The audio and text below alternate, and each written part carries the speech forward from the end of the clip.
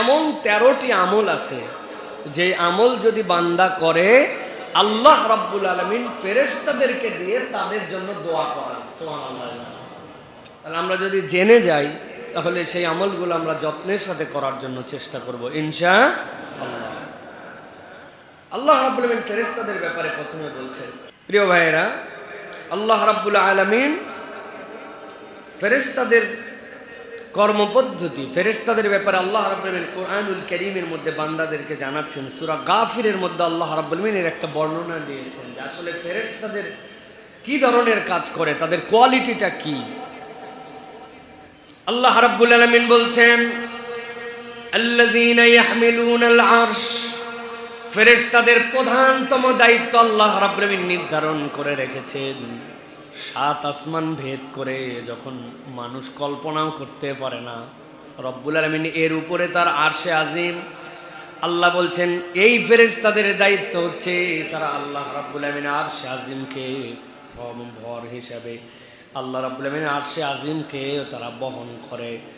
আল্লাহ বলছেন ওয়ামান হাওলাহু, আর তার চারপাশে যারা আছে তাদের দায়িত্ব হচ্ছে ইউসাব্বিহুনা বিহামদি রাব্বিহিম।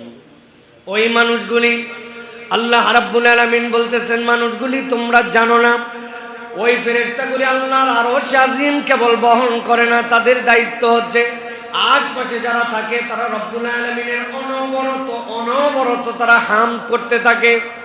হাদিসের দ্বারা প্রমাণিত আছে, দুনিয়ার বুকে যেরকম আমরা খানায় কাবার পাশে তওয়াফ করি, ওই খানায় কাবাটা হচ্ছে বাইতুল মামুরের প্রতিবিম্ব। বাইতুল মামুর হচ্ছে ফেরেশতাদের জন্য আল্লাহর পক্ষ থেকে তাওয়াফের জায়গা। এক এক দফায় 70,000 ফেরেশতা করে সেখানে আসে। আসার পরে 7 চক্করে একটা তাওয়াফ শেষ করে। কোনো একটা ফেরেশতা যদি জীবনে একবার সুযোগ পায়, কিয়ামত পর্যন্ত আর দ্বিতীয়বার তার সুযোগ হয় না। আল্লাহর এত ফেরেশতা, আল্লাহ রাব্বুল আলামিন বলছেন আল্লাযীনা ইয়াহমিলুনাল আরশা ওয়া মান হাওলাহু ইউসাব্বিহুনা বিহামদি রাব্বিহিম, তারা তার রবের প্রশংসা করে, তাদের রবের গুণকীর্তন করে। ওয়া ইউমিনুনা বিহি, আর তারা তার প্রতি বিশ্বাস স্থাপন করে। ওয়া ইস্তাগফিরুনা লিল্লাযীনা আমানু, আল্লাহ বলছেন তাদের কাজ 3টা, আল্লাহর আরশকে বহন করা, আল্লাহ রাব্বুল আলামিনের প্রতি বিশ্বাস করে তার প্রতি প্রশংসা করা, আর 3 নম্বর আল্লাহর যে সকল বান্দা আল্লাহর প্রতি বিশ্বাস স্থাপন করেছে তাদের জন্য আল্লাহর কাছে, আল্লাহ রাব্বুল আলামিনের কাছে বান্দাদের পক্ষ হয়ে ক্ষমা চাওয়া। আল্লাহ বলছেন তারা আল্লাহর কাছে বলতে শুরু করে, রব্বানা ওয়াসিআত কুল্লা শাইইন রাহমাতান ওয়া ইলমা ফাগফির লিল্লাযীনা তাবু ওয়াত্তাবাউ সাবিলাকা ওয়া কিম আযাবাল জাহিম।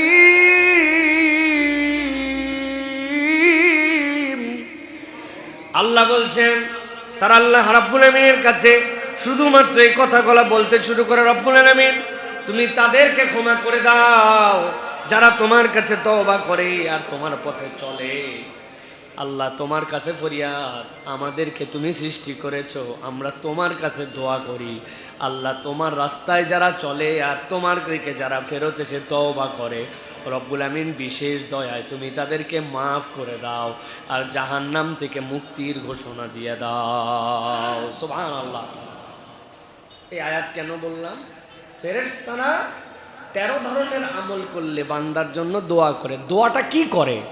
ফেরেশতার কোন দোয়াটা আমাদের জন্য দরকার? ফেরেশতা দোয়া করে 1 নম্বর আমাদের মাগফিরাতের জন্য, 2 নম্বর যারা তওবা করেছে আল্লাহ তাদেরকে তুমি জাহান্নাম থেকে মুক্ত করে দাও। এই রব্বুল আলামিন তাদেরকে তুমি নেককারদের মধ্যে অন্তর্ভুক্ত করে নাও। সুবহানাল্লাহ। সুতরাং ফেরেশতাদের এই দোয়া যদি কারো নসিবে হয়, তো যাদেরকে আল্লাহ রাব্বুল আলামিন দোয়া করার জন্য দায়িত্বে নিয়োজিত করেছেন, আমরা তো এটা দৃঢ় মনে বিশ্বাস করি যে ফেরেশতার দোয়া আল্লাহ রাব্বুল আলামিন ফেরত দিবেন না ইনশাআল্লাহ। কেননা অ্যাপয়েন্টেড লোক, এই দায়িত্ব পালন করার জন্য ইউনিফর্ম করে তারা আসছে। আপনি রাস্তায় মাঝে মাঝে চাইলে স্বেচ্ছাশ্রম দিয়া আপনি ট্রাফিকিং করতে পারেন, কিন্তু আপনি অ্যাপয়েন্টেড লোক না। যেই লোকটা ইউনিফর্ম পরা, বেতন পায়, অ্যাপয়েন্টেড, তার দায়িত্ব হচ্ছে এইটা, তখন সে অথরিটি হোল্ড করে। আপনি চাইলেই যে কোনো একটা গাড়ি চালায়া জোরে গেছে বলে আপনি তারা কেস দিবেন, আপনার অথরিটি নাই, এটা আপনাকে একসেপ্ট করা হবে না। আর আল্লাহ বলছেন এই ফেরেশতা যাদের কোনো গুনাহ খাতা নাই, স্বাধীন ইচ্ছা নাই, আল্লাহ রাব্বুল আমিন যাদেরকে তার সৃষ্টি হিসাবে রেখেছেন, তাদের দায়িত্ব আল্লাহর আরশকে বহন করা, তার আশপাশে আল্লাহর হামদ করা, আল্লাহর প্রতি ঈমান আনা। আর যারা দুনিয়াতে ঈমান আনে তাদের জন্য আল্লাহর কাছে ইস্তেগফার করা, ক্ষমা চাওয়া, তাদের জাহান্নাম থেকে মুক্তির জন্য দোয়া চাওয়া। সুবহানাল্লাহ। Can you imagine? আপনি চিন্তা করতে পারেন এই ফেরেশতারা আমাদের জন্য দোয়া করে। তো আমি আর দীর্ঘ ভূমিকা না, একদম টু দ্য পয়েন্ট আপনাদের কাছে এরকম 13টা আমলের কথা বলি, একদম সহজ সহজ, প্রত্যেকটা কাজ আমরা করতে পারবো, এরকম বিষয়গুলি আল্লাহ রাব্বুল আমিন আমাদের জন্য দিয়েছেন। একটা উসুল মনে রাখবেন, হারাম আমাদের জন্য প্রয়োজনীয় নয় জন্যই হারাম, এর মধ্যে আমাদের কোনো প্রয়োজন নাই, আল্লাহ এই জন্যই হারাম করেছেন। আর হালাল বান্দা পালন করতে পারবে জন্যই হালাল। এটা যদি কঠিন হতো আল্লাহ হালাল বানাতেন না, এটা উসুল। হারামের মধ্যে অনেক সুখ, হারামে এইটা বাদ দেব কেমনে, আপনি বাদ দিতে পারবেন জন্যই আল্লাহ হারাম বানাইছেন, আপনি করতে পারবেন জন্যই আল্লাহ হালাল বানাইছেন। আল্লাহ আপনার জন্য এরকম দেন নাই যে একটা পাজল দিয়ে দিলাম, মিলাতে পারলে মিলা, লটারি দিয়ে দিলাম, না। হারাম আপনার জন্য কোনো উপকার নাই, এই জন্য আল্লাহ হারাম বানাইছেন। এইটা যদি ঈমান না থাকে তাহলে আমাদের জন্য ঝামেলা। বুঝাতে পারছি আপনাদেরকে? আল্লাহ আমাদেরকে বুঝার তৌফিক দান করেন। 1 নম্বরে ফেরেশতা যে আমলের জন্য বান্দাদের জন্য দোয়া করেন, সেটা রাসূলুল্লাহ সাল্লাল্লাহু আলাইহি ওয়াসাল্লাম বলছেন, কোনো বান্দা যদি সালাতের জন্য ওয়েট করে, নামাজের জন্য অপেক্ষা করে, নামাজের জন্য সে ধীরস্থিরভাবে অপেক্ষা করতে থাকে যে কখন আমার সালাতের ওয়াক্ত আসবে, কখন আমি সালাত আদায় করব, বান্দা যতক্ষণ অপেক্ষা করে আল্লাহর ফেরেশতা ততক্ষণ তার জন্য দোয়া করে। নবীজি সাল্লাল্লাহু আলাইহি সাল্লাম বলছেন, আল মালাইকাতু তুসাল্লি আলা আহাদিকুম মা দামা ফি মুসাল্লাহ। একটা বান্দা যতক্ষণ পর্যন্ত তার মুসাল্লায় ওযু করে বসে থাকে, অপেক্ষা করছে কখন জামাত শুরু হবে, কখন আমি নামাজে দাঁড়াবো, আল্লাহ বলছেন তোমার অপেক্ষা যতক্ষণ, ফেরেশতা তোমার জন্য আল্লাহর কাছে দোয়া করে ততক্ষণ।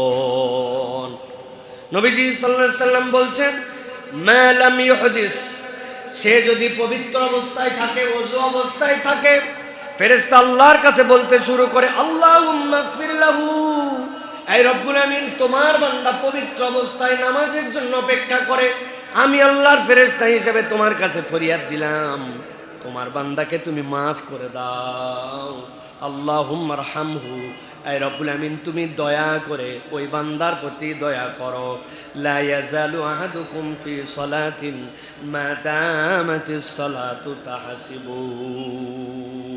আল্লাহ নবী সাল্লাল্লাহু আলাইহি সাল্লাম বলতেছেন, ওই মানুষটা নামাজের জন্য দাঁড়ায় আছে, লা ইয়ামনাহু আইয়ান কালিবা ইলা আহলিহি ইল্লা সালাহ, যতক্ষণ পর্যন্ত সে সালাতের জন্য যায়, বাড়ি ফেরত আসার আগ পর্যন্ত, ওই বান্দা সালাতের উদ্দেশ্যে বেরিয়েছিল, আবার বাড়ি ফেরার আগ পর্যন্ত যতক্ষণ এই সময়টুকু যায়, সে মনে করছে বাড়ির থেকে বেরিয়ে মসজিদে আসছি, মসজিদে আসার পরে তো 1:30টার সময় জোহরের সালাত, 1:20 বের হয়েছে, সালাত আদায় করতে 10 মিনিট গেছে, আবার 1:40 রওনা দিয়ে 1:50 সময় বাড়িতে গেছে। নবীজি বলছেন, বাড়ি থেকে বের হয়ে আবার বাড়িতে ফেরার আগ পর্যন্ত সে কন্টিনিউ সালাত আদায় করলে যে সওয়াব হয়, আল্লাহ তার আমল নামায় এই কন্টিনিউ সালাত আদায়ের সওয়াব লিখে দেন। অথচ বান্দা করছে 4 রাকাত, 2 রাকাত, 10 রাকাত সালাত জোহরের পড়ে গেছে, 12 রাকাত পড়ে গেছে, লাগছে 5-7-10 মিনিট, কিন্তু আসার যাওয়া মিলে গেছে আধা ঘন্টা। ওই বাড়ির থেকে বের হওয়ার থেকে বাড়ি যাওয়া পর্যন্ত আল্লাহ ফেরেশতাকে বলছেন, লিখতে থাক, আমার বান্দা সালাতে ছিল, সালাতে ছিল, সালাতে ছিল। সুবহানাল্লাহ বিহাম।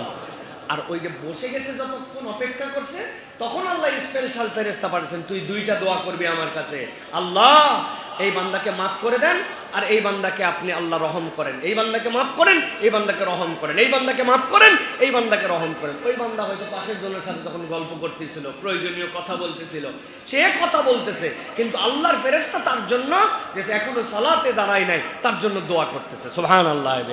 তাহলে আমাদের নিজেদের জীবনে মাঝে মাঝে এরকম একটু আগে ভাগে আসা, একদম ঘড়ির টাইট টাইম দেখে যে 1:29 মিনিট 30 সেকেন্ড, এখনো 30 সেকেন্ড বাকি আছে, একটু বাইরে আড্ডা দিয়ে নেই, দুটা গল্প মেরে নেই, এখনো সময় হলো না, এরকম না মনে করে যদি মনে করি যে ফেরেশতাদের দোয়াটা আমার জীবনে দরকার, তাহলে অযথাই মাঝে মাঝে এসে বসে যেতে হবে, যে অন্তত পক্ষে আমি একটু বসি, আল্লাহর জন্য অপেক্ষা করি, করে রব্বুল আলামিনের কাছ থেকে একটু সওয়াব কামাই করি, ঠিক কিনা? লিডারের পায়ের কাছে বসার জন্য কত লোক দৌড়াদৌড়ি করে, তাই না ভাই? ইজ্জত, শরম, হায়া, লজ্জা কিচ্ছু কাজ করে না। কারণ কি? কারণ আছে, যৌক্তিক কারণ। কারণ এইটা করেই তাকে সামনে এগোতে হবে, সে অযৌক্তিক কোনো কাজ করে না। তেল মারে, পাম্প মারে, তেল মর্দন করে, অযথাই ঘোরে, কারণ কি? তার স্বার্থ। সে বুদ্ধিমান, কারণ সে তার স্বার্থ যেমনি উদ্ধার করতে হবে সামনে করে। তা আমি মুসলমান, আমিও বুদ্ধিমান, বাইরে ঘুরলাম না 5 মিনিট, আমার জন্য কে দোয়া করবে না করবে জানি না, আমার নবী বলছেন আমার জন্য ফেরেশতা দোয়া করবে, বসে গেলাম মুসাল্লায় নামাজের 5 মিনিট আগের থেকে, আর আমি বিশ্বাস করি আমার জন্য আল্লাহর ফেরেশতা দোয়া করতেছে। সুবহানাল্লাহ। পারবো তো ইনশাআল্লাহ মাঝে মাঝে। আল্লাহ ফেরেশতাদের এই দোয়া আমাদেরকে নেওয়ার তৌফিক দান করেন। 2 নম্বর, আল্লাহর নবী বলছেন তুমি যদি একটা আমল করো, ফেরেশতা তোমার জন্য দোয়া করে, সেই আমলটি হচ্ছে বান্দা যদি প্রথম কাতারে দাঁড়ায় নামাজ আদায় করে, বান্দা সালাত আদায় করে, বান্দা আল্লাহর জন্য তার ফরজ আদায় করে, কিন্তু আল্লাহ স্পেশাল একদল ফেরেশতা পাঠায় দেন যারা প্রথম কাতারে সালাত আদায় করে, ওই ফেরেশতারা তাদের জন্য আল্লাহর কাছে দোয়া করে। নবীজি সাল্লাল্লাহু আলাইহি সাল্লাম বলতেছেন ইন্নাল্লাহা ওয়া মালাইকাতাহু ইউসাল্লুনা আলাস সাফফিল আউয়াল। কেবলমাত্র ফেরেশতা নয়, আল্লাহ রাব্বুল আলামিন বান্দার জন্য রহমত দেন, আর ফেরেশতারা তার জন্য মাগফিরাতের দোয়া করে। যেই বান্দারা অলসতা করে সব সময় পিছনের কাতারকে পছন্দ করে নাই, বরং তার দিলের মধ্যে তামান্না থাকে আমি যদি সুযোগ পাই আমি সামনের কাতারে দাঁড়ায় যাব। কেউ যদি সামনের কাতারে দাঁড়ায়, আল্লাহ রাব্বুল আমিন তার প্রতি দয়া করেন, আর ফেরেশতারা আল্লাহর নির্দেশে তার জন্য দোয়া করে। সুবহানাল্লাহ। রাসূলুল্লাহ সাল্লাল্লাহু আলাইহি সাল্লাম বলেছেন কানা ইস্তাগফিরু লিস-সাফফিল মুকাদ্দামি 3 ওয়া সানি মাররাতান। কেউ যদি প্রথম কাতারে দাঁড়ায় তার জন্য 3 বার ফেরেশতা মাগফিরাতের দোয়া করে, আর যদি দ্বিতীয় কাতারে দাঁড়ায় তাহলে 2 বার। আস্তে আস্তে এটা সকলের জন্যই হয়, কিন্তু প্রথম কাতারে দাঁড়ালে তার জন্য 3 বার ফেরেশতারা আল্লাহর কাছে দোয়া করে। সুবহানাল্লাহ। অতএব প্রিয় ভাইরা, বিখ্যাত বর্ণনা আসছে এর মধ্যে, আল্লামা নবী সাল্লাল্লাহু আলাইহি ওয়াসাল্লাম উম্মাতাহু আহকাম আস-সালাহ, নবী করিম সাল্লাল্লাহু আলাইহি সাল্লাম নামাজের আহকাম শিখিয়েছেন, জামাত শিখিয়েছেন, যে রাসূলুল্লাহ সাল্লাল্লাহু আলাইহি সাল্লাম তোমাদেরকে নির্দেশ দিয়েছেন প্রথম কাতার পূর্ণ না করে তোমরা পেছনে যেও না, কেননা আল্লাহ রাব্বুল আমিন এর দ্বারা তোমাদেরকে ফেরেশতাদের দোয়া হাসিল করাবেন। সুবহানাল্লাহ।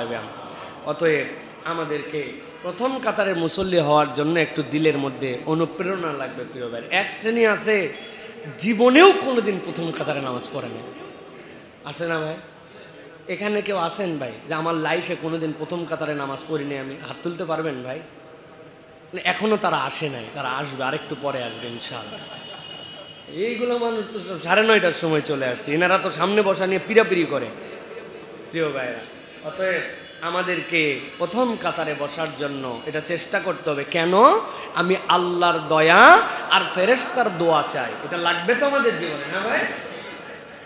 আবার কতকে আছে সুবহানাল্লাহ, নবীজি বলছেন না প্রথম কাতারে ফজিলত জেনে ফেললে তোমাদের জন্য লটারি করা লাগতো। অনেকে আছে একদম কোনো সুযোগই দেয় না। আমাদের কিছু মুরব্বী আছে, এই যে দখল দিছে মনে করেন 8টার দিকে এসে, আপনারা আমাদেরকে মাঝে মাঝে একটু বসতে দিয়েন অনুগ্রহ করে। আপনারা তো অনেক দোয়া কামাই করছেন আলহামদুলিল্লাহ, মাঝে মাঝে পিছন থেকে একজন ডাইকে নিবেন, আয় ফেরেশতার দোয়াটা নে বাবা, সবসময় তাহলে পিছনে যাস কেন? আমি অবাক হয়ে যাই, একজন আরেকজনের ঠেলে দেয়, আছে না ভাই? সামনের দিকে একজন আরেকজনকে ঠেলে দেয় না? এই ঠেলে দেওয়া বিরাট ইবাদত। দেখেন এবার শুনেন, নবীজি সাল্লাল্লাহু আলাইহি সাল্লাম বলছেন ফেরেশতার 3 নম্বর দোয়া কারা পায়?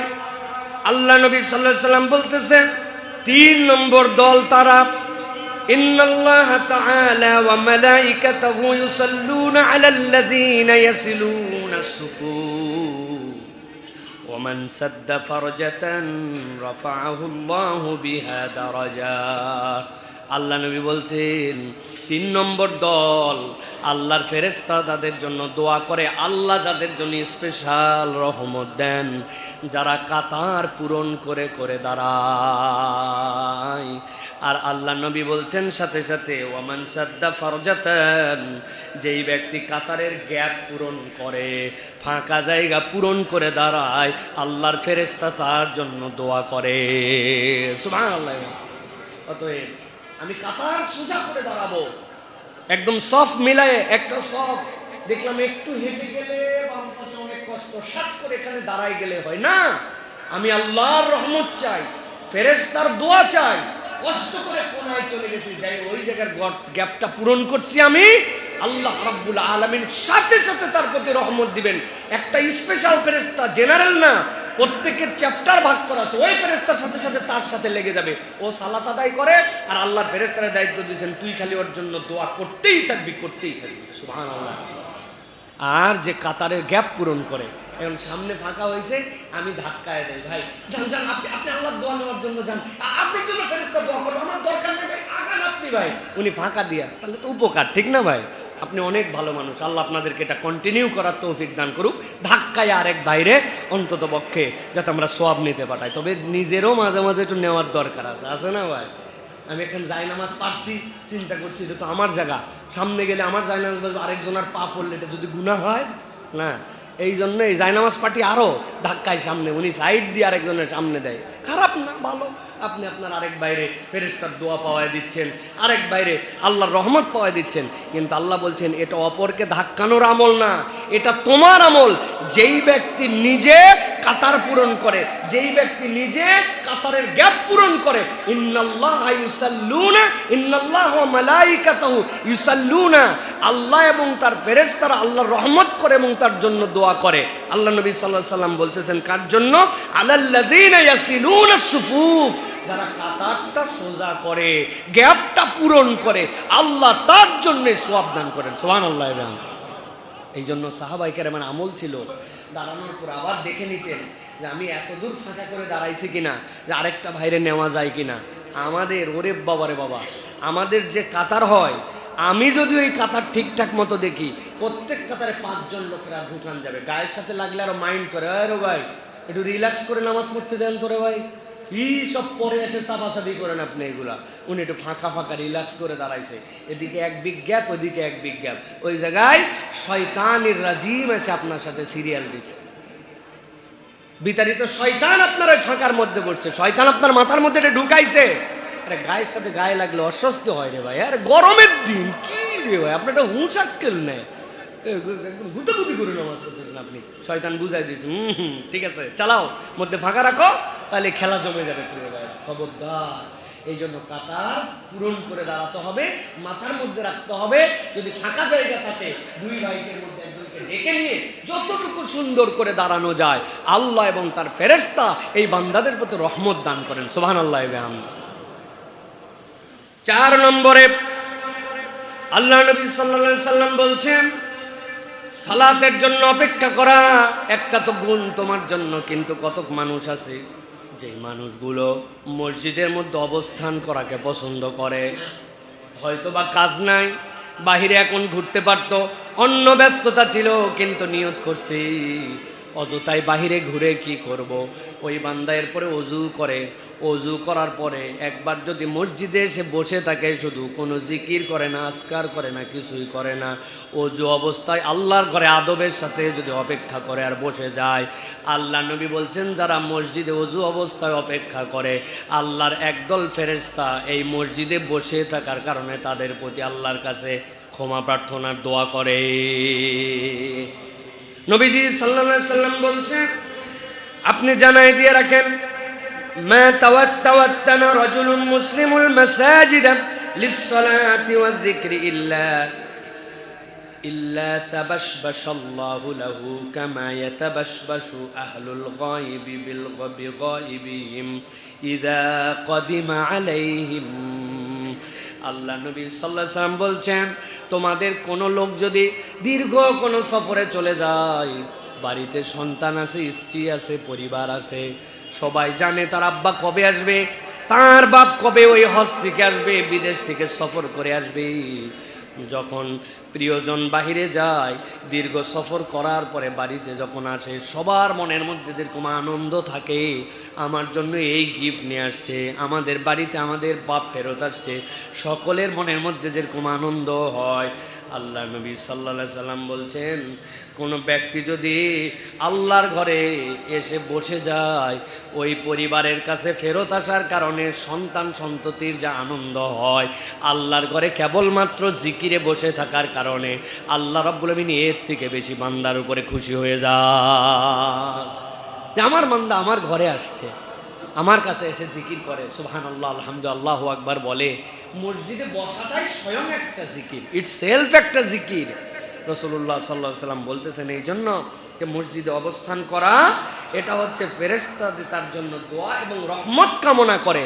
অতএব যখন তুমি সুযোগ পাও, বাহিরে না বসে, আমাদের জীবনে এরকম কোন আমল আছে ভাই যে চায়ের দোকানে চা খাওয়ার জন্য গেলাম, কোনো একদিন মনে করছি যে যাক আজকে আল্লাহর ফেরেশতাদের দোয়া নেওয়ার জন্য, আল্লাহর রহমত লাভের জন্য আমার ব্যবসাটা ভালো যাচ্ছে না, শরীরটা ভালো যাচ্ছে না, কেমন জানি জীবনে বরকত হচ্ছে না, আমার কেমন জানি মনে হচ্ছে যে আমার বাচ্চা কাচ্চা সব মিলায় দুনিয়াটা আমার জন্য কঠিন হয়ে যাচ্ছে, যাই তো আল্লাহর রহমত নেওয়ার জন্য আর ফেরেশতার দোয়া নেওয়ার জন্য আমি একটু মসজিদে যাই, বসে পড়ি। আল্লাহ রাসূল বলছেন, কোনো বাড়িওয়ালা যদি ভ্রমণে যায় আর ফেরত আসলে বাড়ির মালিক যেরকম খুশি হয়, আল্লাহর ঘরে জিকিরের নিয়তে কেউ যদি বসে, রব্বুল আলামিন তার থেকে বেশি খুশি হন। সুবহানাল্লাহ। আপনি কল্পনা করছেন এটা কত বড় নিয়ামতের বিষয় প্রিয় ভাইরা। এই জন্য মসজিদে অবস্থান করা এটা আমাদের জন্য মাঝে মাঝে আমাদের এটা চেষ্টা করতে হবে প্রিয় ভাইরা। 5 নম্বরে আল্লাহ রাব্বুল আলামিনের কাছে দোয়া করে ফেরেশতারা, এই ইনোসেন্ট যারা, এই ফেরেশতাদের 5 নম্বর দোয়ার সাবজেক্ট হচ্ছে, দুনিয়াতে মানুষ যদি আল্লাহর দেওয়া জ্ঞান অর্জন এবং আল্লাহ রাব্বুল আলামিনের দিকে মানুষকে ডাকে, এই আমলটা যদি তার মধ্যে থাকে, আমি শিখছি, কি জন্য শিখছি? আল্লাহ রাব্বুল আলামিনের দেওয়া নির্দেশনা অনুযায়ী আমি জ্ঞান অর্জন করছি, আমি ইলম অর্জন করছি, আর আল্লাহ রাব্বুল আলামিনের জন্য আমি মানুষকে ডাকছি, ভালো দিকে মানুষকে আমি ডাকছি। এই কাজ যতক্ষণ করো এই বান্দা, আল্লাহ রাব্বুল আলামিন ততক্ষণ একদল ফেরেশতা লাগায় রাখেন যে আমার বান্দার জন্য তুমি কন্টিনিউ দোয়া করতে থাকো। সুবহানাল্লাহ। আল্লাহ রাসূল সাল্লাল্লাহু আলাইহি সাল্লাম বলছেন, ইন্নাল মালাইকাতা লাতাদাউ আজনিহাতাহা রিদাল লিতালিবিল ইলম। দুনিয়ার বুকে যখন কেউ জ্ঞান অর্জন করতে চায়, আল্লাহ রাব্বুল আমিনের দেওয়া জ্ঞান থেকে সেইটাকে অন্বেষণের পিছে যায়, আল্লাহ রাব্বুল আমিন বলছেন ফেরেশতাগণ তার প্রতি খুশি হয়ে যায়, আর ফেরেশতা যখন খুশি হয়ে যায় তার জন্য আল্লাহ রাব্বুল আলামিনের দেওয়া তাদের কুদরতি পাখাগুলা তাদের জন্য বিছায়া দেয়। সুবহানাল্লাহ। আল্লাহ রাব্বুল আমিনের নবী বলছেন, ওয়া ইন্নাহু লা ইস্তাগফিরু লিল আলিমি মান ফিস সামাওয়াতি ওয়াল আরদ।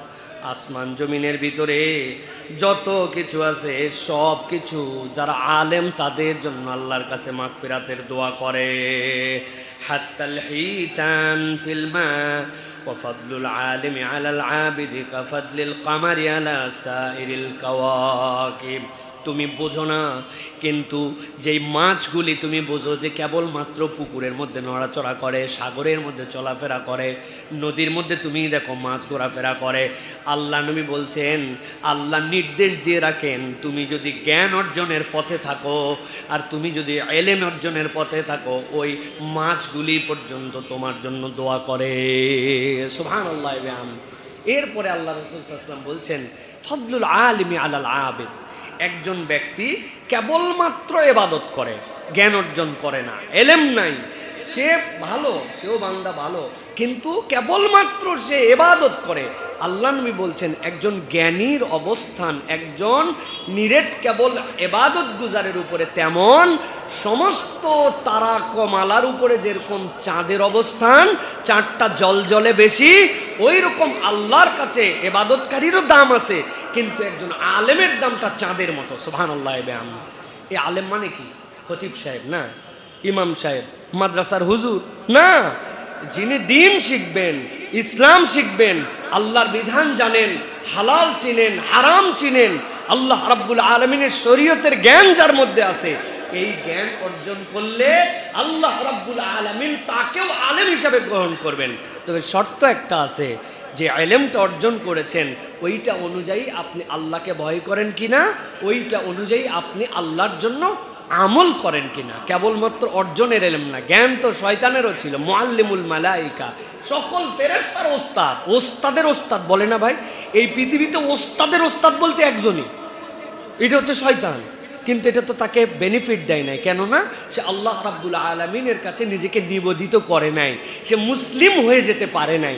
এই জন্য প্রিয় ভাইরা, জ্ঞান এটা অর্জন করলে আল্লাহর ফেরেশতারা আমাদের জন্য দোয়া করেন। সুতরাং আমাদের সব সময় নিজেদের জীবনে কিছু পড়ালেখা করা, কিছু জ্ঞান অর্জন করা, নতুন কিছু শেখা, দ্বীনের ব্যাপারে একটা আগ্রহ থাকা, এটা আমাদের জন্য একদম ম্যান্ডেটরি। এটা সকলের জীবনে লাগবে। আপনার মাথার কাছে কিছু বই থাকবে, আপনার পড়ার জন্য বই থাকবে, আপনার গাড়িতে বই থাকবে, আপনার অফিসে বই থাকবে, যে এই চ্যাপ্টারটা আমি শেষ করলাম। ভাই আমি পণ্ডিত হয়ে ফতোয়া দিব না, কিন্তু জাকাত কেমনে ইসলামে দিতে হয় এ বিষয়ে আমার কোনো ধারণা থাকবে না। আচ্ছা, দুনিয়া ব্যাপী তো পেনাল কোড আছে, ইসলামের পেনাল কোড আছে কিনা, ইসলামের পেনাল কোডের ধারণাটা কি, এটা তো আল্লাহর দেওয়া একটা ইলম, আমি একটু অর্জন করার চেষ্টা করি না। আহকামুস সালাতগুলা কি, জানাজার সালাত কেমনে হয়, তারপরে হচ্ছে সালাতুল কুসুফ কেমনে হয়, তারপরে বিভিন্ন ধরনের আমাদের জন্য যেসব নওয়াফিল আছে, তাহাজ্জুদ আছে, সালাতের আহকাম আরকানগুলা কি, আমরা একদমই জ্ঞান অর্জন থেকে দূরে চলে গেছি ভাইজান। বাঙালির সবচেয়ে বেশি এখন যেটা, সেটা হচ্ছে আমার ওস্তাদ আব্দুল্লাহ জাহাঙ্গীর রহমাতুল্লাহ বলতেন, এরা হচ্ছে সোনা উল্লাহ মুসলমান, পরা উল্লাহ না। কথা ঠিক কিনা ভাই? আমরা টোটাল সোনা উল্লাহর দলে যোগদান করছি, আমরা পরা উল্লাহ দলে নাই। আমার ওস্তাদ বলতেন, এই মানুষটাকে তো আপনারা অনেকে দেখছেন না, কি সরল সোজা একজন মানুষ। একদিন কেঁদে কেঁদে বলতেছেন যে বাবারে আমি বাজারে যাই না। কেন স্যার? বাজারে গেলে লোকজন আমারে যা বলে আমি তাই বিশ্বাস করি। স্যার একদম টাটকা মাছ, আসার পরে দেখি জন্ডিস আলা মাছ দিছে আমারে। বলছে স্যার এর চেয়ে ভালো বেগুন হয় না, দেখি পুরাই ক্যান্সার, বেগুন কেমনে নিতে হয় আমি অনেক চেষ্টা করছি, কিন্তু আমারে কেমনে জানি যে যা বলে আমার থেকে ধোকা খাওয়া লোক আল্লাহর দুনিয়ায় বাজারে নাই, মোহব্বত করে আমারে ধোকা দিত। আবার অনেক সময় ওরা যে দিছে ওরা নিজেও জানতো না মাল আনছে বেচা লাগবে।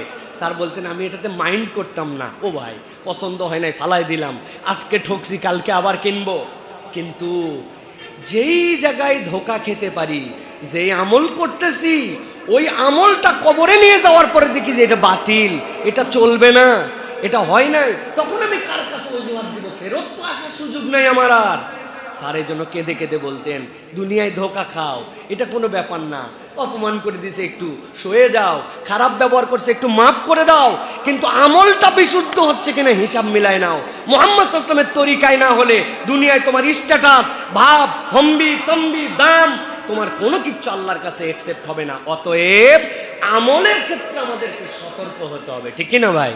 তো আমলের ক্ষেত্রে ঠিক তো বললেন, কিন্তু একটু তো পড়েন না, একটু তো জানার চেষ্টা করেন না, একটুখানি কোরআনুল কারীমের অনুবাদ করেন না। হেন কোনো কিছু নাই আপনার ব্যস্ততা, অথচ আমরা একটু কোরআনের 10টা সূরার তাফসীর আজ পর্যন্ত পড়লাম না।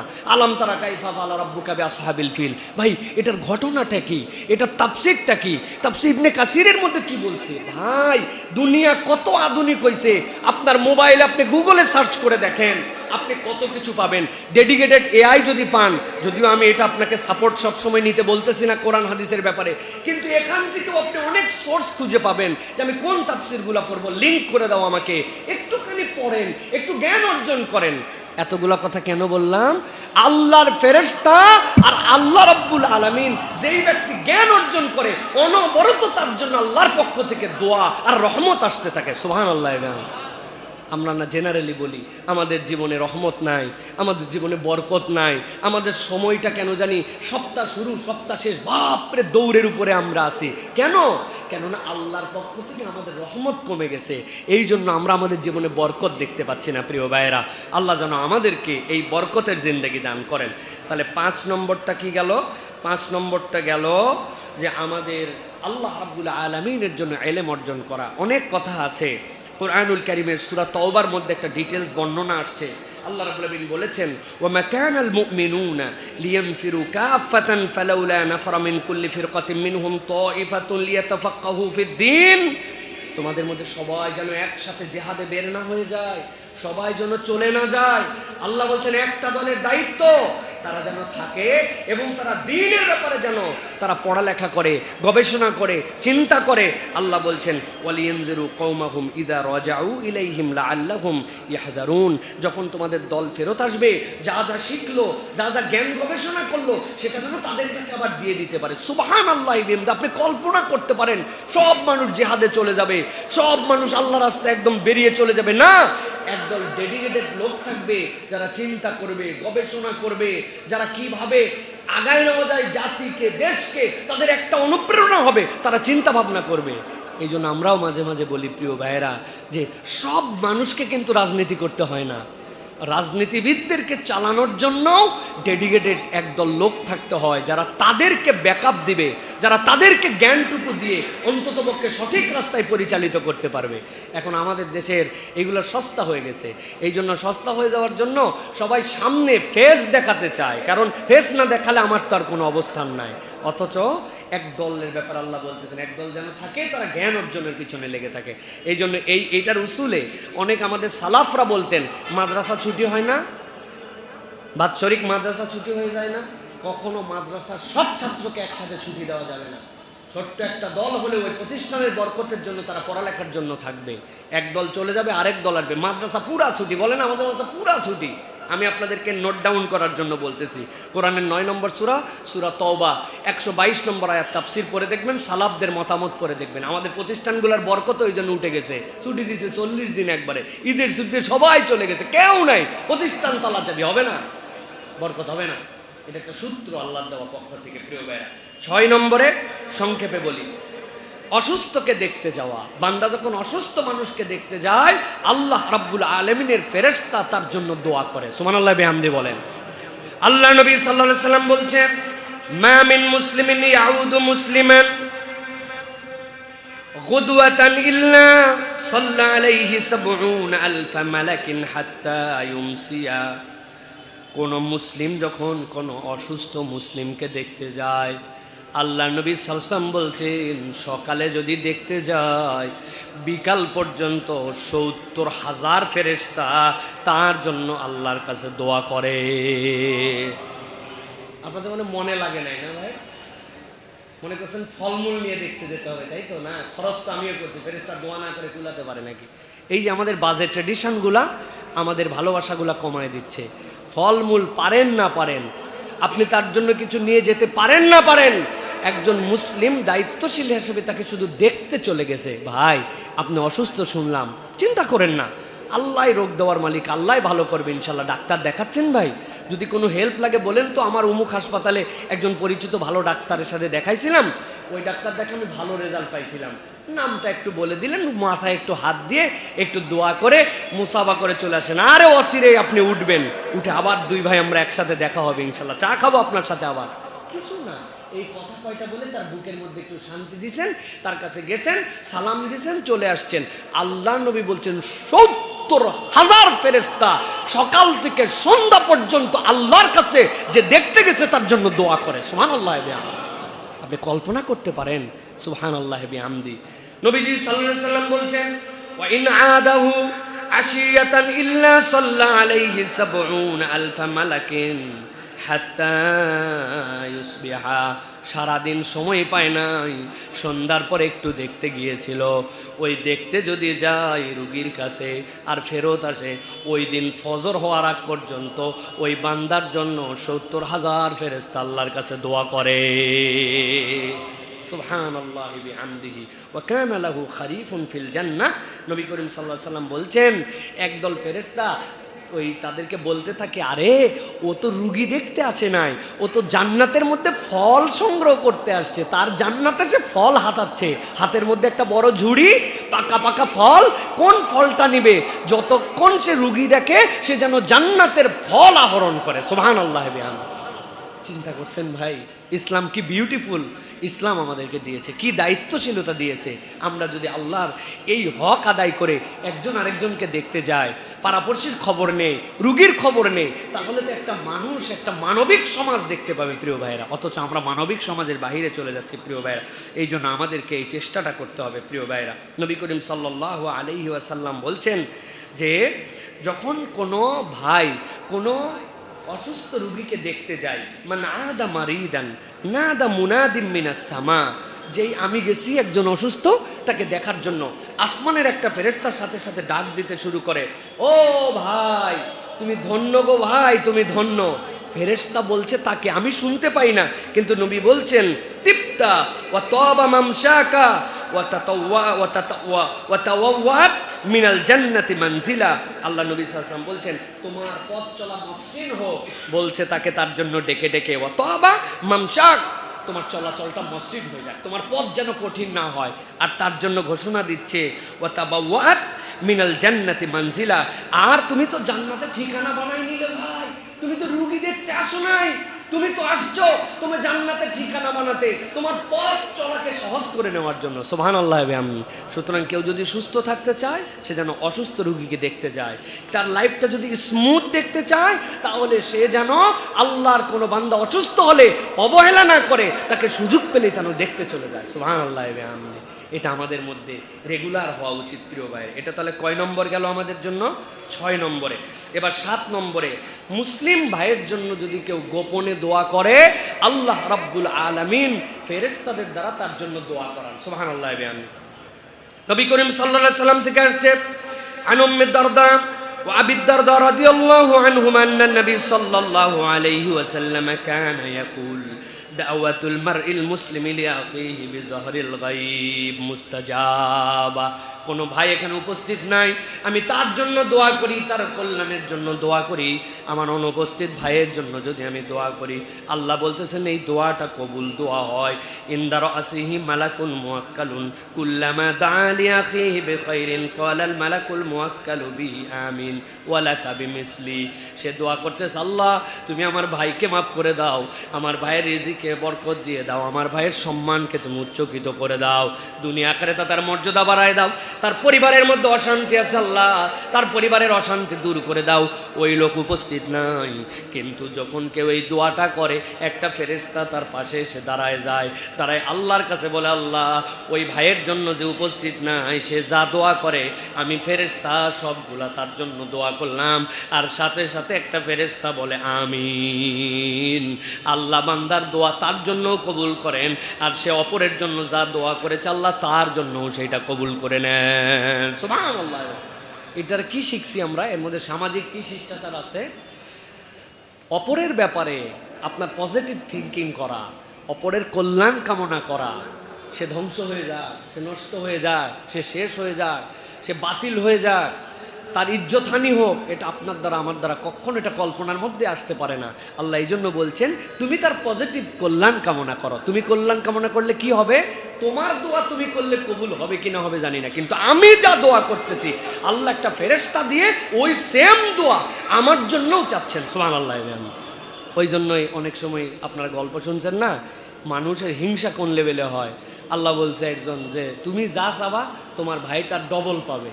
ও তো খুশিতে বাগবাগম হয়ে বলছে, আল্লাহ আমার এক চোখ কানা করে দাও, এক হাত ভাঙো আর এক পা শুধু খোঁড়া বানাও।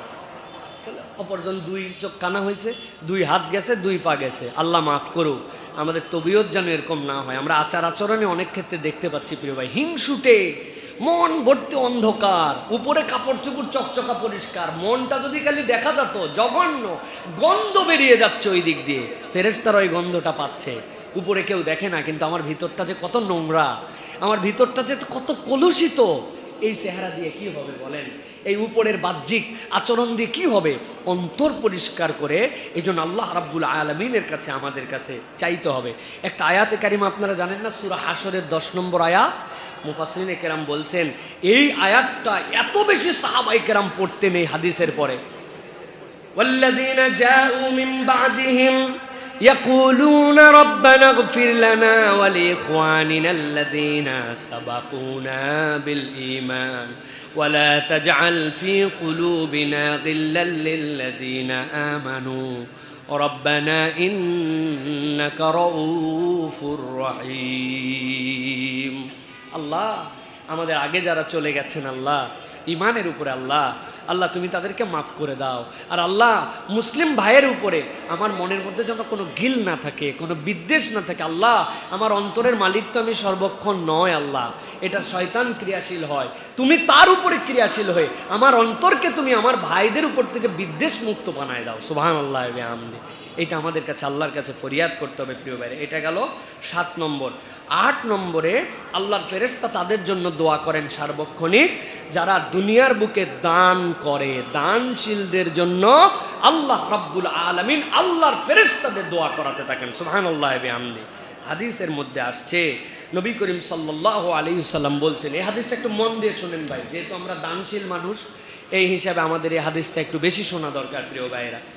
আল্লাহ নবী সাল্লাল্লাহু আলাইহি ওয়াসাল্লাম বলছেন, মা মিন ইয়াউমিন ইউসবিহুল ইবাদু ফীহি ইল্লা মালাকানি ইয়ানজিলান। আল্লাহর আসমানের নিচে সূর্য উদয়ের পরে এমন কোন সকাল নাই যেই সকালে 2টা ফেরেশতা পৃথিবীতে আসে না। ফায়াকুলু আহাদুহুমা, এর মধ্যে একটা ফেরেশতার দায়িত্ব আল্লাহ দেন, সে বলতে শুরু করে আল্লাহুম্মা ইতি মুনফিকান খালফা, আল্লাহ যেই ব্যক্তি দুনিয়াতে দান করে তার সম্পদ তুমি বাড়ায় দাও, বাড়ায় দাও, বাড়ায় দাও। সুবহানাল্লাহ ওয়া বিহামদিহি। আর 2 নম্বরে আরেকটা ফেরেশতা বলে ওয়ায়াকুলুল আখার, সে কি বলে আল্লাহুম্মা আতি মুমসিকান তালাফা, আল্লাহ যেই বেটা কৃপণতা করে তার সম্পদকে তুমি দয়া করে ধ্বংস করে দাও। নাউজুবিল্লাহ বলেন। অতএব ফেরেশতার দোয়ার পজিটিভিটির পক্ষে আমাদের থাকা উচিত প্রিয় ভাইরা। এই জন্য ভালো যে দান, যেখানে সুযোগ আছে আমাদের খরচ করার, সেখানে আমাদেরকে সুযোগ থাকলে আমাদেরকে সর্বদা আমাদেরকে দান খয়রাত করার জন্য চেষ্টা করতে হবে প্রিয় ভাইরা। রাসূলুল্লাহ সাল্লাল্লাহু আলাইহি ওয়াসাল্লাম বলেছেন, মা তালাআতিশ শামসু কাত্তুন ইল্লা বুইসা বিজানিবাতিহা। নবী করিম সাল্লাল্লাহু আলাইহি বিজানবিতাইহা, নবী করিম সাল্লাল্লাহু আলাইহি ওয়াসাল্লাম বলছেন 2টা প্রান্তর যে আছে পৃথিবীর 2 পাশে 2টা ফেরেশতা আল্লাহ রাব্বুল আলামিন এই দুনিয়াতে তাদেরকে পাঠানোর পরে তারা বলতে শুরু করে, এই পৃথিবীতে সেই মানুষগুলো সফল, পরিতৃপ্তকারী অল্প সম্পদ, এই ব্যক্তিগুলো উদাসীন ব্যক্তির অধিক সম্পদ হতে উত্তম। অনেক ব্যক্তি আছে অনেক সম্পদ কিন্তু উদাসীন, দান খয়রাত করে না, কিন্তু পরিতৃপ্ত মানুষ অল্প সম্পদ, আল্লাহ রাব্বুল আলামিনের কাছে এই বান্দাগুলো উত্তম। আর তারা আল্লাহর কাছে বলতে থাকে, আল্লাহ দানকারীর সম্পদ বাড়িয়ে দাও, যে দান করে না সম্পদ কুক্ষিগত করে রাখে তার সম্পদকে ধ্বংস করে দাও। আমি অনেকবার আপনাদের কাছে বলেছি, আরও একবার বিবেচনা করার জন্য বললাম। দেখবেন রাজবাড়ি দেখতে গেছেন আপনারা কখনো? রাজবাড়ি, খানমহল, চৌধুরী ভিলা, কি ব্যাপার? 100 বছর তার প্রজন্ম কই? আমাদের প্রজন্ম তো আমরা 5 প্রজন্ম আমাদের গ্রামে আছি, আমার বাপ, আমার দাদা, তার দাদা, তার দাদার থেকে আমাদের বংশধারা ভাঙাচুরা বাড়ি নিয়ে আমাদের ফ্যামিলিরা আছে, আমরা ভাই ব্রাদার 64 জন এখন পর্যন্ত আছি। এই যে 5 প্রজন্ম পর্যন্ত আমাদের কাছে হিসাব আছে এইগুলা, কিন্তু তারা কই গেল ভাই? যে রাজবাড়ি আমি দেখতে গেলাম, বাড়িগুলার বয়সটা 100 বছর হয় নাই, প্রজন্ম ধ্বংস হয়ে গেছে, নাই, খুঁজে পাওয়া যায় না। আপনি রাজবাড়ির নাম বললাম নয়, দিনাজপুর থেকে শুরু করে প্রত্যেকটা জায়গায় আপনি খুঁজে পাচ্ছেন না, কই গেল তারা? আপনি শুধু একটা জিনিস খেয়াল করে দেখবেন, এদের লাইফে সঞ্চয় ছিল, জুলুম ছিল, মানুষ একটা চুষে খাবার মানসিকতা ছিল। আল্লাহ তাদেরকে আমাদের চোখের সামনে নির্বংশ বানাই দিয়েছেন, খুঁজে পাওয়া যায় না। বহু সম্পদের উত্তরাধিকার খুঁজে পাওয়া যাচ্ছে, কেস চলতেছে, দেওয়ানি মামলা 100 বছর, এরা কই? তারা গেল কই? হারালো কোথায়? এটা হচ্ছে ওই হাদিসের অন্যতম একটা অংশ, যে তাদের জীবন থেকে বরকত চলে গেছে, তাদের জীবন থেকে আমরা দেখতে পাচ্ছি ধ্বংস হয়ে গেছে, তারা প্রজন্ম হারায় ফেলছে। এই জন্য নিজের ঐতিহ্যকে ধরে রাখার জন্য, নিজের বাড়িকে আল্লাহর বরকতের বাড়ি বানানোর জন্য, আপনার বাড়ি হবে দানের বাড়ি, আপনার বাড়ি হবে উত্তম আচরণের বাড়ি, আপনার বাড়ি হবে মেহমানদারির বাড়ি, আপনার বাড়ি হবে গরিব দুঃখী অসহায় মানুষের জন্য আস্থার বাড়ি। মানে সবসময় আপনি খালি কোটি কোটি টাকা দিয়ে দেবেন, দান করে দেবেন, এরকম না, আস্থা পায়। এই লোকের কাছে গেলে আমি প্রতারিত হব না, এই লোক আমাকে ভুল পরামর্শ দিবে না, এই লোক আমাকে ফাঁসাবে না, এই লোক আমার সাথে বাজে আচরণ করবে না, এইটুকু ভরসা অন্তত পায়। কিন্তু হিসাব করে দেখেন আমাদের জীবনে ভরসা এখন নাই। মানুষজন বলেন ভাই বিপদ বাড়াস না, ওর কাছে এই কথা বলে বিপদ বাড়াস না, ঠিক না ভাই? মুসলমানের ব্যাপারে এই কথা বলে। আল্লাহ আমাদেরকে বুঝার তৌফিক দান করেন। তাহলে এইটা গেল 8 নম্বর। আর 3টা পয়েন্ট। 9 নম্বরে আমাদের জন্য রাসূলুল্লাহ সাল্লাল্লাহু আলাইহি ওয়াসাল্লাম বলছেন, আল্লাহর পক্ষ থেকে যদি তুমি দোয়া পেতে চাও, ফেরেশতার পক্ষ থেকে দোয়া পেতে চাও, রাসূলুল্লাহ সাল্লাল্লাহু আলাইহি ওয়াসাল্লাম বলছেন আস-সুহুরু আকলুহু বারাকাতুন ফালা তাদউ ওয়ালাউ আন ইয়াজরা আহাদুকুম জুরআতাম মিম্মা ফাইন্নাল্লাহা আযজা ওয়া জাল্লা ওয়ামালাইকাতাহু ইউসাল্লুনা আলাল মুতাসাহহিরিন। তোমরা এক আজলা পানি দিয়ে হলেও সাহারি খাও, সাহারি খাওয়া ছেড়ে দিও না। যেই ব্যক্তি সাহারি খেতে উঠে সাহারি খায়, আল্লাহ এবং তার ফেরেশতারা আল্লাহর পক্ষ থেকে রহমত, ফেরেশতারা তার জন্য মাগফিরাতের দোয়া করে। সুবহানাল্লাহ। আমরা অনেক সময় সাহারিকে খাই না, এমনি রোজা রাখতে পারি, ভাই হেলদি মানুষ আমি না। আপনি মনে করবেন আল্লাহর দয়া পাওয়ার জন্য এবং ফেরেশতাদের দোয়া পাওয়ার জন্য আমি সাহারি করছি, এই জন্য এই সময় আল্লাহর কাছে আপনিও দোয়া করবেন, ফেরেশতা আমিন বলতে থাকবে। এই জন্য আমাদের যখনই সাহারি করব এটা নিয়তে রাখবো যে আল্লাহর ফেরেশতা আমাদের জন্য দোয়া করে। এরপরে সেটি হচ্ছে অজু করে ঘুমানো। কোনো ব্যক্তি যদি অজু করে ঘুমায়, আল্লাহর ফেরেশতা তার জন্য দোয়া করে। আন ইবনে উমর রাদিয়াল্লাহু আনহু আন্না রাসূলুল্লাহ সাল্লাল্লাহু আলাইহি ওয়াসাল্লাম قال তাহহিরু হাযিহিল আজসাদ তাহরাকুমুল্লাহ। তোমরা তোমাদের এই শরীরকে পবিত্র করো, আল্লাহ তোমাদেরকে পবিত্র করে দিবেন। ফাইন্নাহু লাইসা আবদুম বিবাইতিন তাহিরান ইল্লা বাতা মালাকুন ফি শিআরিহি লা ইয়ানকালিবু সাআতাম মিনাল লাইল। কোন ব্যক্তি যদি ওযু করে পবিত্র হয়ে শোয়, আল্লাহর একটা ফেরেশতাও তার সাথে শুয়ে যায়। আল্লাহ নবী বলছেন এক মুহূর্তের জন্য রাত্রে সে তার থেকে আলাদা হয় না, আর আল্লাহর কাছে বলতে শুরু করে আল্লাহুম্মা গফিরলি আবদিকা ফাইন্নাহু বাতা তাহিরান। আল্লাহ তোমার বান্দাকে মাফ করে দাও, সে তো ঘুমাইছে পবিত্র হয়ে। সুবহানাল্লাহি ওয়া বিহামদি। আপনি শুইছেন, আপনি নড়েন, আপনার গায়ের সাথে ফেরেশতা লাগানো আছে, আপনি নড়লে ফেরেশতাও নড়ে, আর নড়লেই আল্লাহর কাছে দোয়া করে আল্লাহ আল্লাহুম্মা গফির লাহু ফাইন্নাহু বাতা তাহিরান। আল্লাহ এই বান্দাকে তুমি মাফ করে দাও, এ তো পবিত্র হয়ে শুয়েছিল। সুবহানাল্লাহি ওয়া বিহামদি। খুব কঠিন আমল ভাই, কঠিন আমল। বলুন হুজুর শুলে যে ঘুম ভেঙে যায়, সে তো আমি জানি, আপনিও জানেন শুলে ঘুম ভেঙে যাবে, ঘুমালে ঘুম ভাঙবে, কিন্তু আপনি ঘুমানোর কোন হালতটা নিয়ে শুয়েছেন। সুবহানাল্লাহি ওয়া বিহামদি। ছোট্ট আমল কিন্তু আমাদের জীবনে অনেক বড় পবিত্রতার নিয়ে আসে প্রিয় ভাইরা। এই জন্য নবী করিম সাল্লাল্লাহু আলাইহি ওয়াসাল্লাম বলছেন তোমাদের সাথে আরেকজন ফেরেশতা থাকে, ওই ফেরেশতার কাজ কি? নবী বলছেন মান বাতা তাহিরান ফি শিআরি মালাকুন ফালাম ইয়াস্তাইকিযু ইল্লা ক্বালাল মালাকু আল্লাহুম্মা গফির আবদিকা ফুলান বাতা তাহিরান। একটা ফেরেশতা তুমি যখন ঘুমাও ওযু করে তখন তোমার সাথে থাকে, একজন তো কন্টিনিউ দোয়া করে, আরেকজন চুপ করে থাকে। আমি একটু মশা মারার জন্য, এই মশা কপালে বসছে, মশা মারছে, হাতটাত নড়ে গেছে, ফেরেশতা এই মশা মারছে আমি, আর ফেরেশতা দোয়া করছে, আমার ডান কাত লেগে গেছে, আমি ঘুমের মধ্যেই উল্টা কাত ফিরছি, আর ওই ফেরেশতাকে আল্লাহ দায়িত্ব রাখছে তোমার কোনো ঘুম নাই, আমার বান্দা যত নড়বে চড়বে তুমি তত বেশি সারা রাত খালি তার জন্য দোয়া করবে। সুবহানাল্লাহ। তাহলে এটা কত বড় আমাদের জন্য সুযোগ। সুতরাং এই সুযোগটা আমরা নেওয়ার জন্য চেষ্টা করব প্রিয় ভাইরা। এরপরে যেই ব্যক্তি কোরআন তেলাওয়াত করে, ওই বান্দা যতক্ষণ কোরআন তেলাওয়াত করে আল্লাহ বলতেছেন সে যেন ফেরেশতাদের সাথে। সুবহানাল্লাহ বলবেন না? এখানে আমরা সবাই মানুষ না ভাই, এখন এখানে সবাই মানুষ, এর মধ্যে ধরেন যে এই একটা আসতে হচ্ছে শিশু বাচ্চা, তো এখন সবাই বলতেছে এই বাচ্চাটা সব বড় মানুষদের সাথে, তাই না? এখানে তো সবাই একটা বাচ্চা তো বড় মানুষদের সাথে। ঠিক নবীজি সাল্লাল্লাহু আলাইহি ওয়াসাল্লাম বলছেন যখন কেউ কোরআন তেলাওয়াত করে সে মানুষ, কিন্তু এত ফেরেশতা থাকে ওখানে যেন মনে হয় সে ফেরেশতাদের সাথে। সুবহানাল্লাহ। নবী করিম সাল্লাল্লাহু আলাইহি ওয়াসাল্লাম বলছেন আল মাহিরু বিল কোরআন মা সাফারাতিল কিরাম আল বারারা। আল্লাহ নবী সাল্লাল্লাহু আলাইহি ওয়াসাল্লাম বলছেন যে ব্যক্তি দক্ষ, কোরআন পাঠে মাহের, সুন্দর তেলাওয়াত করতে পারে, সে পুণ্যবান লিপিকার ফেরেশতাদের সঙ্গে থাকবেন। সুবহানাল্লাহ। পুণ্যবান ফেরেশতা যারা লেখে আল্লাহ রাব্বুল আমিন তাদের সাথে তাকে রাখছেন।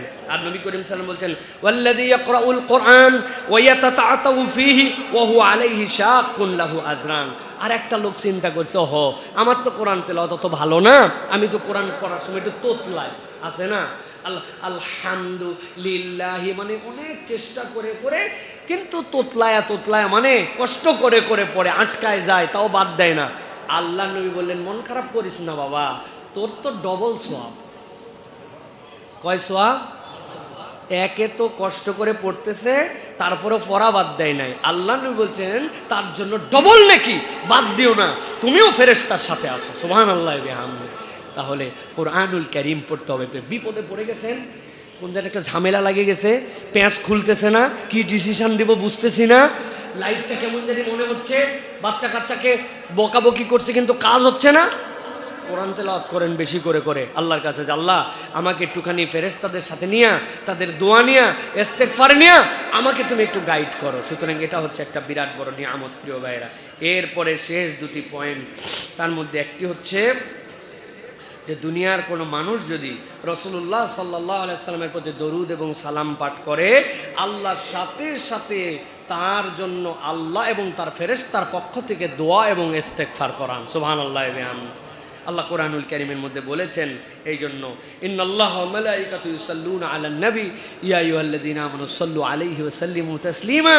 আর আল্লাহ রাব্বুল আলামিন বলেছেন, নবী জানান, মান সাল্লা আলা রাসূলিল্লাহি সাল্লাল্লাহু আলাইহি ওয়া সাল্লাম সালাতান সাল্লাল্লাহু আলাইহি ওয়া মালাইকাতুহু ৭০ সালাতান। কেউ যদি একবার আল্লাহর নবীর প্রতি দরুদ এবং সালাম পাঠ করে, আল্লাহ ফেরেশতা দিয়ে ৭০ বার তার জন্য মাগফিরাতের দোয়া করেন। সুবহানাল্লাহি বিহামদিহি। ফালইউকিল্লা আবদুম মিন যালিকা আও লিউকসির। নবী এরপরে বলছেন, চাইলে তুমি বেশি করতে পারো, চাইলে তুমি কম করতে পারো, এখন তুমি তোমার হিসাব বুঝে নাও। একবার করলে ৭০টা সওয়াব পাওয়া যায় প্রিয় ভাইরা। এই জন্য আমি আপনাদের কাছে যে বিষয়টা চিন্তা ভাবনা করে নোট করে আজকে এটা নিয়ে আসলাম, যে চলতে ফিরতে তো এমন কতগুলি কাজ আছে, কাতার তো সুযোগ পাই, সামনে আসি না কেন, পূরণ করার কথা আমার পূরণ করি না কেন, আমি আল্লাহ রাব্বুল আলামিনের জন্য মসজিদে মাঝে মাঝে বসি না কেন, আমি অজু করে কেন শুই না, আমি কেন রাসূল সাল্লাল্লাহু আলাইহি ওয়াসাল্লামের প্রতি একটু দরুদ এবং সালাম পাঠ করি না, সব আমাদের ডানে বামে একদম ইজি আমল, কিন্তু আমরা এগুলো বুঝছি না, আমরা এগুলো নিজেদের জীবনে নিচ্ছি না। ইমানদারের দায়িত্ব খুঁজে খুঁজে তার জীবনের আমলগুলোকে বাড়ায় নেওয়া। আল্লাহ যেন আমাদেরকে তৌফিক দান করেন, বলেন আল্লাহুম্মা আমিন। আল্লাহ আমাদের সকলকে ফেরেশতাদের এই দোয়াগুলি পেয়ে আমাদের জীবনগুলোকে সমৃদ্ধ করার, আমাদের জীবনগুলোকে আল্লাহ রাব্বুল আলামিনের জন্য, আল্লাহর জন্য ডেডিকেটেড হওয়ার জন্য আমাদেরকে তৌফিক দান করেন, বলেন আল্লাহুম্মা আমিন।